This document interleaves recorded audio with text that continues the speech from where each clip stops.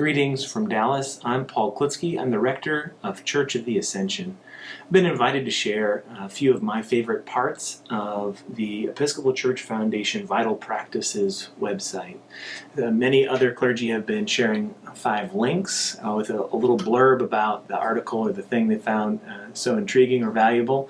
And I'm making a little video just to highlight how I've been using the website and hope that this is helpful to you in your use of the Vital Practices. If we're on the website, and we'll turn there now, you'll see across the top 5 areas that we are particularly interested in: the vestry papers, blogs, tools, webinars, and topics. So those are the areas I'm going to highlight, one of each, for to help you see what I've found valuable in these areas. So vestry papers is a treasure trove of information for particularly for new vestry members.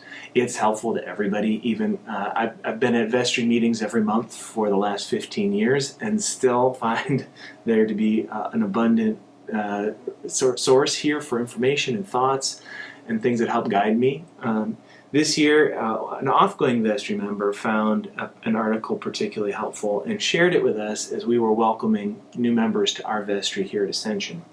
5 ways to become a transformational vestry. The link we'll include with the video so that you can read through the whole article, but to highlight ideas that help vestries move from transactional to transformational.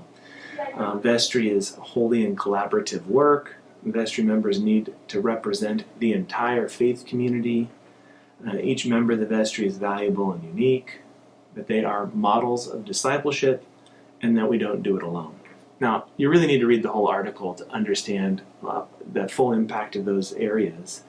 But I would say it's a good time to be thinking about this, because many of us are thinking about who will stand for election for vestry in the year to come. So a great time to revisit this section of the Vital Practices series. If you haven't shared vestry papers with your vestry, I would highly encourage you to do just that. Send them a link, share it, and each will find a different aspect or article most helpful, and they might share it with one another. Now, if we move to blogs, of course, capture a lot of different voices here as well. This a little bit more topic-centric. And honestly, in reviewing the blog just this week, I found the newest post to be pretty compelling. And here is a great example where, as rector, I write a little article to send out to the parish on a regular basis.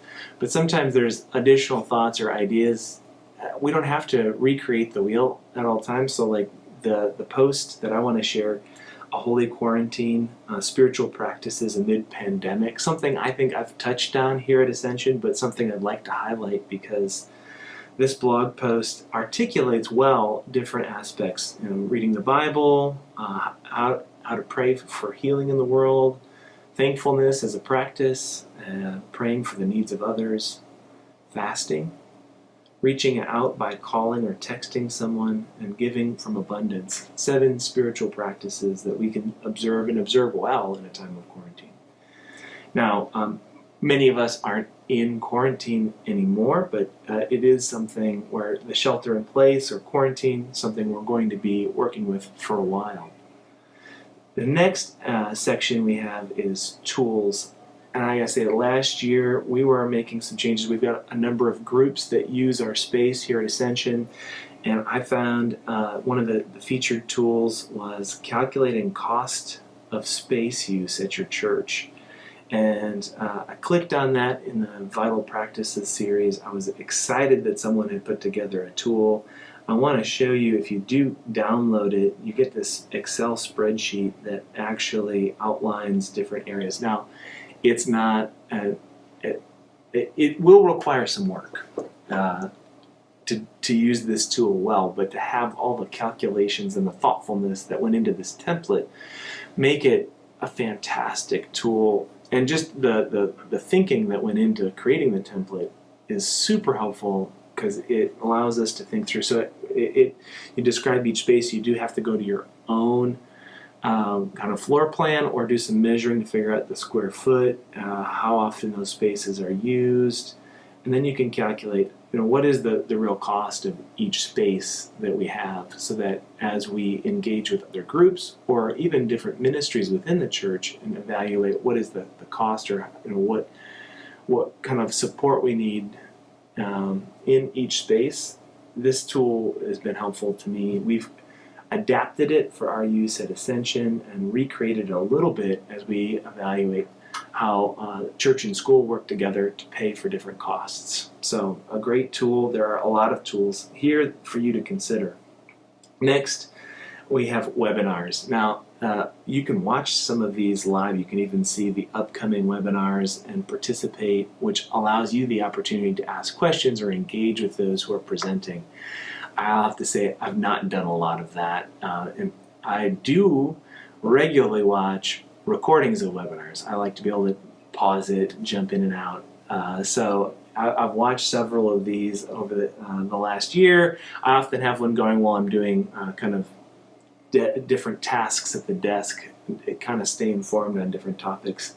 One that I thought was quite good and would recommend to you is the Quiet Center, Cultivating Inner Peace in Unsettling Times. It features Rebecca Roberts. It was posted back in April, but some of you may have seen it already, but I would say this one in particular spoke to me, and it would probably be fruitful for anybody, especially this year, 2020. Now, the next section is topics. If you go to that part of the website, you can search the whole of the vital practices by topic, kind of a different way to categorize webinars, blog posts, and tools. So you can go and say, like, I need tools for vestry or evangelism, stewardship, and it's just another way to kind of access those information. I used it to highlight or look up one of the tools or topics that I found last year. I remember we were trying to figure out the best way to approach stewardship, and we were in the stewardship topic on this site, searching around. It was a great idea generator for us. We could see what a lot of other people were doing and saying, some of the other practices that people were using for stewardship in recent times. And I found this, that All Saints had shared a Mad Lib pledge card. If you download it, it looks like this, My Church, a Mad Lib for parishioners of All Saints. We recreated this at Ascension last year too, and had a lot of fun with it. And so we had the chance to send this out. We used a Mad Lib version, and we had one larger one that just said Ascension is. People could use different words to describe what Ascension is to them. And we had people take pictures with those, and we recorded a number of videos of people reading their Mad Lib card or describing what Ascension is to them. And it was a really fun way to highlight the different aspects of our church as a part of our stewardship. And so it's an idea we wouldn't have found or encountered without the Vital Practices series. So if you haven't been on that website lately, I hope that you'll spend a little time exploring. Hopefully this little bit of a guided tour will encourage you to do just that. If you can subscribe and get the emails like I do, which also helps highlight different things that might be new to the site. But each of these aspects will add to the life and ministry that you have wherever you might be, and I hope that you'll take some time to continue the exploration. Thanks.